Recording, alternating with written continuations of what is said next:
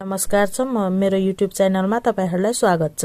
म तपाईहरुलाई केही हिमाली प्रदेशको बारेमा जानकारी दिन गइरहेको छु। हिमाली प्रदेशको उचाइ जम्मा 3000 मिटर देखि 8848.86 मिटर रहेको छ। हिमाली प्रदेशमा जम्मा 21 वटा जिल्लाहरू रहेको छ। त्यसैगरी हिमाली प्रदेशको क्षेत्रफल 33116.48 वर्ग मिटर रहेको छ।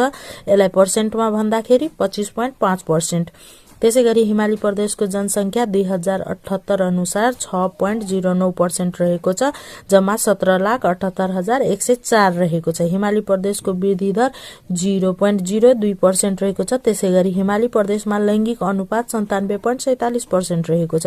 त्यसैगरी हिमाली प्रदेशको जनघनत्व 2078 अनुसार 34 जना प्रति वर्ग किलोमिटर रहेको छ। त्यसैगरी हिमाली प्रदेशको साक्षरता दर 60.5% रहेको छ। त्यसैगरी हिमाली प्रदेशको सीमाना लम्बाई जम्मा पूर्व पश्चिमको लम्बाई 885 किलोमिटर र उत्तर दक्षिणको चौडाई 25 देखि 50 किलोमिटर रहेको छ।